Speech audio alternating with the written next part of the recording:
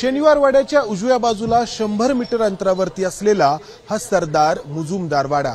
या वाड्यात 1714 पासून गणेशोत्सवाची एक अनोखी परंपरा जपण्यात आली आहे। भाद्रपद शुद्ध प्रतिपदेला इथल्या गणेशोत्सवाची सुरुवात होते आणि ऋषी पंचमीपर्यंत हा गणेशोत्सव या ठिकाणी साजरा होतो। लोकमान्य टिळकांनी गणेशोत्सवाला सार्वजनिक रूप दिलं ते 1894 साली, मात्र त्याच्या कितीतरी आधी म्हणजे 1714 साली अगदी पहिले बाळाजी पेशवे विश्वनाथ यांचा जो कालखंड आहे तेव्हापासून इथल्या या गणेशोत्सवाची परंपरा सुरू होते, जी आज तागायत कायम आहे। आज भाद्रपद शुद्ध प्रतिपदा आहे, इथला गणेशोत्सव सुरू होतोय। कसा आहे हा उत्सव, कसा आहे हा वाडा, चला पाहूयात।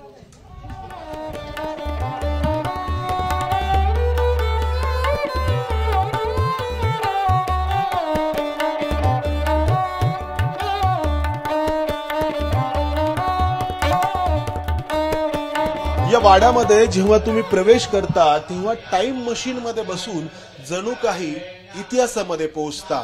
मध्ये चौक आहे या वाड्याच्या आणि चारही बाजूंनी या वाड्याच्या वरच्या मजल्यावरती जाण्यासाठी असे दोन्ही बाजूंना जिने आहेत। पेशवेकालीन स्थापत्य शैली या वाड्याच्या रूपाने अजूनही या ठिकाणी जिवंत आहे आणि या जिन्यांनी जेव्हा तुम्ही वरती येता तेव्हा या वाड्याच्या गणेश महलामध्ये तुम्ही पोहोचता आणि या महलामध्येच सुरू आहे हा आगळा वेगळा गणेशोत्सव। नुकतीच या गणेशोत्सवाला सुरुवात झालेली आहे, पूजा सुरू आहे आणि गणेशाची प्रतिष्ठापना होते आहे। वेगळ्या प्रकारे हा गणेशोत्सव या ठिकाणी पाहता यावा यासाठी लोक या ठिकाणी गर्दी करतात। मात्र या वाड्याची आजची परिस्थिती पाहता अगदी मोजक्या लोकांना आणि तेही टप्प्याटप्प्याने या गणेशोत्सवात मध्ये सहभागी होण्यासाठी संधी मिळते।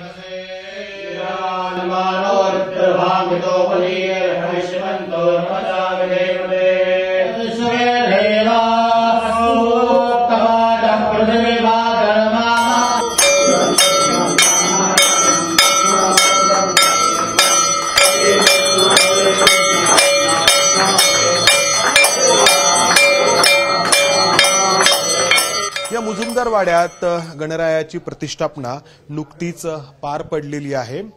जेवढा आगळा वेगळा इथला हा गणेशोत्सव आहे तेवढीच वैशिष्ट्यपूर्ण अशी इथली ही गणेशाची मूर्ती देखील आहे। सरदार आबासाहेब मुजुमदार यांच्या नातसून अनुपमा मुजुमदार आपल्या सोबत आहेत। काकू, या सगळ्याची सुरुवात जी आहे तर ती प्रेक्षकांसाठी सांगा। ही मूर्ती पंचधातूची आहे बरोबर, तर कशी सुरुवात झाली या गणेशोत्सवाला, काय निमित्त ठरलं? आयाबा मुजुमदार म्हणजे नारोनळीकंठ मुजुमदार जे शिवाजीच्या अष्टप्रधान मंडळात होते, त्यांना त्या मोरगावच्या करा नदीत नर्मदेय गणपती सापडला आणि तेव्हापासून त्याची पूजा सुरू होती।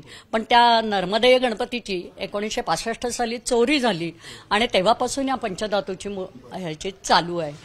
1714 हे जे मी म्हणते त्याचा एक आमच्याकडे म्हणजे काय म्हणू आपण हिशोब आहे।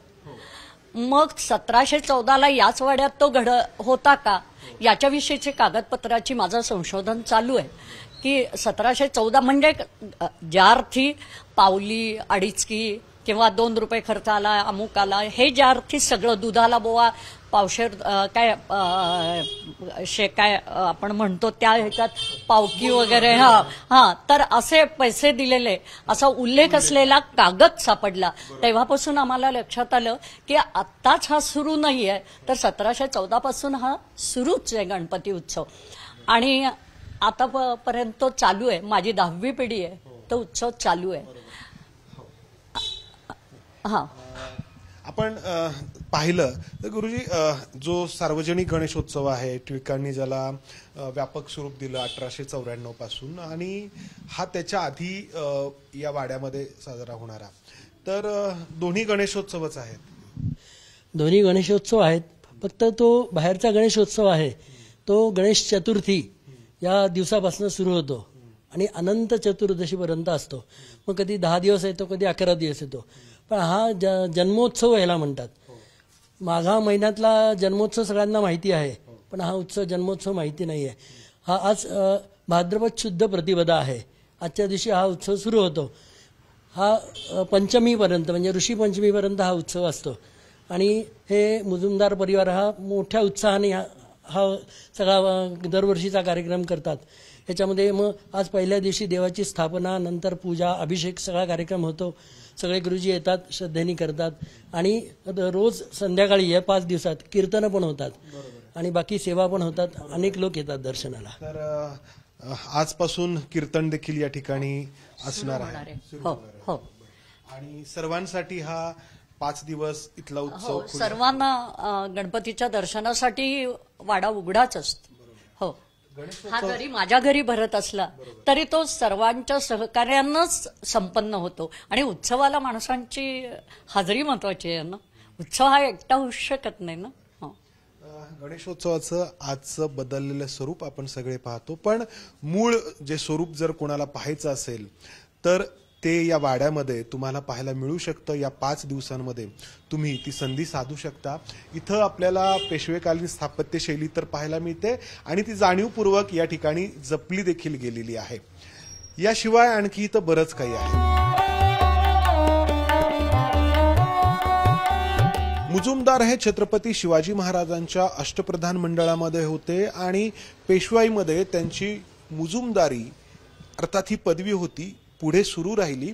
आणि या पेशवाईच्या कालखंडात वेगवेगळ्या ठिकाणी या मुजुमदारांनी कर्तबगारी दाखवली आणि त्यावेळच्या मोडी लिपीतल्या नोंदी या ठिकाणी आपल्याला पाहायला मिळतात.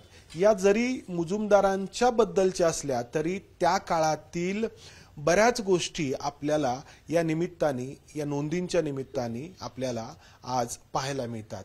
उदाहरणार्थ हे एक आज्ञापत्र म्हणू आपण याला, रामशास्त्री प्रभुणेंचं, जे रामशास्त्री प्रभुणे त्यांच्या न्याय प्रखरतेसाठी ओळखले जातात, त्या रामशास्त्री प्रभुणेंनी या ठिकाणी दिलेला हा निवाडा आहे.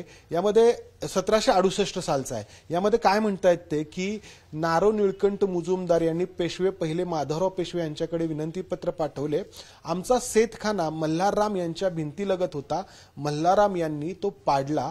तो मल्हारराम आम्हाला बांधून देत नाही, कटकट करतो, शिवीगाळ, भांडण करतो. मल्हारराव यास ताकीद, मुजुमदारांचा सेतखाना मल्हारराम यांचे भिंती शेजारी पूर्वत ज्या ठिकाणी जेवढा होता तसा बांधून द्यावा, भांडण नको, निक्षून ताकीद. हे सगळं वाचून यासाठी दाखवलं की जी त्यावेळची न्याय प्रक्रिया होती ती कशी होती. आणि मल्हारराव यास ताकीद हे सगळं जे आहे हा निवाडा रामशास्त्री प्रभुणेंचा आहे. आणि तुम्हाला त्याच्या भाषेवरून लक्षात येईल की निक्षून ताकीद हे रामशास्त्री प्रभुणेंचं एक विशेष वैशिष्ट्य होतं शब्दांचं, की निक्षून ताकीद म्हणजे त्याला there is no other alternate, करायचं असाच त्याचा अर्थ होता. इथे आणखी अशा बऱ्याच या नोंदी आहेत वेगवेगळ्या. या ठिकाणी जो कोरीगड किल्ल्याची सबनिशी आहे ती मुजुमदारांना वैशिष्ट्यपूर्ण आहे की मुजुमदारकी तर आमच्याकडे होतीच, पण शिवाय कोरीगड किल्ल्याची सबनिशी आणि फडनिशी याही दोन्ही जबाबदाऱ्या आमच्यावर पेशव्यांनी सोपवल्या त्या काळात. या ठिकाणी आपल्याला आणखी बऱ्याच या इतिहासातल्या सवाई माधवरावांचं अस्सल पत्र आहे आणि हे सवाई माधवरावांच्या हस्ताक्षर आहे. याच्या पाठीमागे त्यांची सही आहे बर का. आणि हा लिहिलेला आहे पहा की येथील जहागिरीची वसूल मुजुमदारांना पूर्वापार देण्यात आलेला आहे. म्हणजे पुढे पण ती आमची मुजुमदारकी चालू राहील, महसूल गोळा करण्याचं काम चालू राहील. इथे जर आपण पाहिलं तर हा राघोबा दादा यांचा शिक्का, तांदूळ आणलेबद्दल परवानगी. हा पूर्वी लागायची परवानगी, त्यामुळे राघोबा दादाची वगैरे हे आहेत पत्र आहेत आम्हाला. शिवाय आपल्याला थोरल्या बाजीरावांचं पत्र आहे की लाकडाची आमच्याकडून लाकडाची जकात घेऊ नये मुजुमदारांच्याकडून, कारण ते वाडा बांधतायत, अशी पण पत्र आहेत. आणि मुख्य म्हणजे याच्यामध्ये यांचं पत्र आहे महात्मा फुलेंच्या वडिलांचं, याच्यात आहे बघायला पुढे आहे महात्मा फुले यांच्या वडिलांचं या- हा करार आहे पहा. 1836-37चा करारपत्र महात्मा फुले यांचे वडील गोविंद शेठजी माळी फुले यांनी मुजुमदारांच्या कसबे पुणे येथील खाजगद बाग 125 रुपये मक्त्यानी घेतल्या होत्या. त्यावेळेचा व्यवहार आहे. व्यवहार आहे. महात्मा फुलेंच्या वडिलांचा आणि मुजुमदारांचा हा त्यावेळेचा व्यवहार आहे. बरोबर आहे. आणि ही पत्र हा नुसता लावलेला हे नाही, तर हा चालता बोलता इतिहास आहे. आणि जरी तो माझ्या घरात असला ना तरी इतिहासाचं संशोधन करणाऱ्यांना तो म्हणजे जास्त महत्वाचा आहे. त्यांच्यासाठी खूप आणखी महत्वाचा आहे. म्हणजे संशोधन करणाऱ्यांना याचं अत्यंत महत्व आहे. आणि मूळ हे आहेत सगळी पत्र. मूळ नोंदी आहेत. त्यामुळे त्याला असं एक बेस आहे की बाबा हे कशा म्हणून म्हटलं तर हे पत्र त्याला साक्षीदार. तर हा सगळा इतिहास पाहण्यासाठी या गणेशोत्सवाच्या काळात हे असे भाविक या ठिकाणी गर्दी करत असतात. कुठून आलात तुम्ही? मी मुंबईवरून आलोय. मुजुमदार वाड्याबद्दल आधी ऐकलं होतं. इथे पुण्यात आता 4 वर्ष आहे मी. खूप ऐकलेलं, पण आज संधी मिळाली. आणि असंच आहे की हे फक्त 5च दिवस उघडं आहे बाहेरच्या लोकांना बघण्यासाठी. आणि अतिशय म्हणजे प्रत्येकाने आपला वारसा जर खरोखर काय आहे ते माहिती करून घेण्यासाठी नक्की इथे यायला पाहिजे. तुम्ही कुठून आलात? मी मुंबईवरून आहे, पण आज पुणे पण घरच आहे. इथे वाडा वॉकला आले होते तेव्हा कळलं की जेव्हा मराठा गणपती स्थापन होतात तेव्हा हे वाडा उघडं असतो. म्हणून आम्ही आलं. तुम्हाला वाटलं हा सगळा वाडा पाहून? खूपच ऐतिहासिक आहे. छत्रपती आणि पेशव्यांची जे इतिहास आहे. मी मुंबई जन्म माझा तिथे, मी तिथेच अभ्यास पण केला. आता जॉबसाठी पुणे. तर आय थिंक इट्स खूपच इम्पॉर्टंट आहे की आपण आपली इतिहास आणि हिस्ट्री ते बघूया आणि पुढच्या पिढींना ते आपण पास ऑन करूया. आणि खूप छान ते त्यांनी ठेवलाय वाडा आणि आम्हाला सगळ्याला बघायला भेटत आहे आता गणपतीला. तर या गणेशोत्सवाच्या काळखंडामध्येच सामान्यांना हा सगळा इतिहास या ठिकाणी पाहता येतो.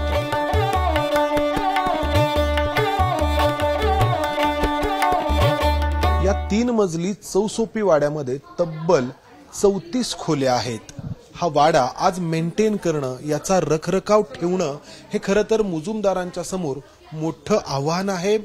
शनिवार वाड्याच्या भोवती 100 मीटरच्या रेडियसमध्ये नवीन बांधकामांना परवानगी नाही आणि त्याचा परिणाम म्हणून हा वाडा आहे तसाच जतन झालाय. मात्र तो राखणं हे मोठं आव्हान आहे. मात्र आपण जर पाहिलं तर या सगळ्यामुळं इतिहास या ठिकाणी जिवंत होतो. या सगळ्या तसबिरींच्या सोबतीला इथे आपल्याला ही इतिहासकालीन भांडी तांब्या पितळेची पाहायला मिळतात. हा त्या काळातला कुकर आहे पहा. त्यानंतर हा पितळेचा हा डबा आहे. त्यानंतर ही रॉकेलची बत्ती आहे. खरं तर हे सगळं आज इतिहास जमा झालाय. हे कंदील आहेत, या दगडी पणत्या आहेत, चिमणी आहे. या बाजूला ओळीनी हे तांब्याचे हंडे आहेत, पितळेचे हंडे आहेत. हे दगडाचं भांड. हो, दगडाचे. थंड रायामुळे पाणी त्याच्यामुळे ते. तर हे मोठं बघा, हे भांड पहा किती मोठा हा हंडा आहे. हा पितळेचा आहे ना. हा पितळेचा हंडा आहे. त्या काळी पाणी साठवण्यासाठी एक मोठा हौदच याला म्हणावा लागेल. आणि हे कॉपरचं आहे, म्हणजे तुम्हाला कॉपरच्या याच्यातलं पाणी पिता येईल तुम्हाला याचं. तर आज आपण जे तांब्याच्या भांड्यामध्ये पाणी पितो तर हे त्या काळातलं हे त्यासाठीची सोय. हा बंब आहे पाणी तापवण्यासाठीचा. या ट्रंक आहेत, ज्याला या धातूच्या पेट्या, या लाकडी पेट्या आहेत. आणि आतमध्ये जेव्हा आपण येतो तेव्हा ही त्या काळातली वस्त्र आहेत ही त्या काळामधली, ती देखील या ठिकाणी जतन करून ठेवण्यात आली आहेत. ही पैठणी आहे, ही ज्याला आपण भरजरी पैठणी म्हणतो, तर ही पैठणी आहे. खूप पुरातन आहे. आज या पैठणीच्या एकूण जी काही अवस्था आहे त्याच्यावरून आपण अंदाज लावू शकतो.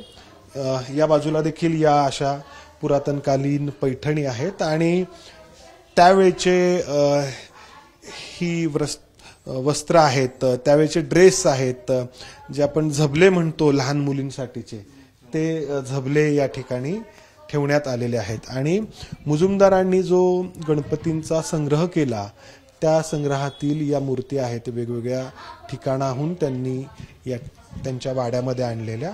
आणि त्यानंतर अर्थातच ही शस्त्र त्या काळातली तलवार आहे, बंदूक आहे आणि इतरही काही शस्त्र आहेत.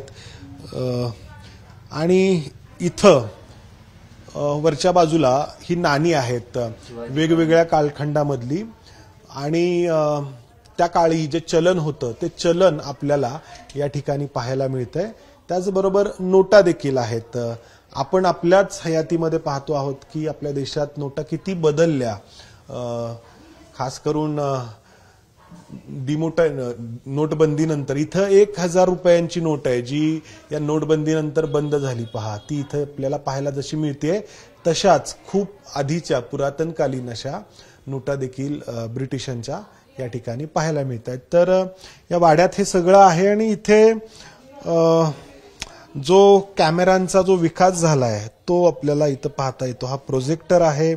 त्यानंतर त्याच्या पुढची जी आवृत्ती आहे कॅमेराची ती, त्यानंतर त्याच्या पुढची आवृत्ती, त्याच्या पुढची आवृत्ती, त्यानंतर पेजर आहे आणि त्यानंतर मोबाईलपर्यंत हा प्रवास येऊन पोहोचलेला आहे.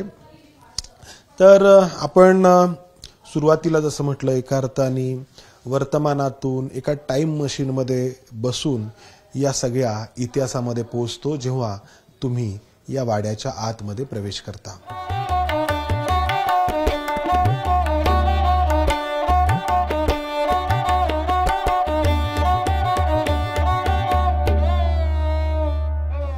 आजचा गणेशोत्सव आपल्या सगळ्यांच्या समोर आहे. पण हा उत्सव मूळ कसा होता, कशा स्वरूपात साजरा केला जायचा हे एकतर आपण ऐकलेलं असतं किंवा वाचलेलं असतं. पण ते प्रत्यक्ष अनुभवण्याची संधी या 5 दिवसांमध्ये या मुजुमदार वाड्यामध्ये उपलब्ध होते. ही संधी तुम्ही साधायला हरकत नाही. कॅमेरामन अमोल गवळेसह मंदार गुंजारी, एबीपी माझा, पुणे. एबीपी माझा, उघडा डोळे बघा नीट.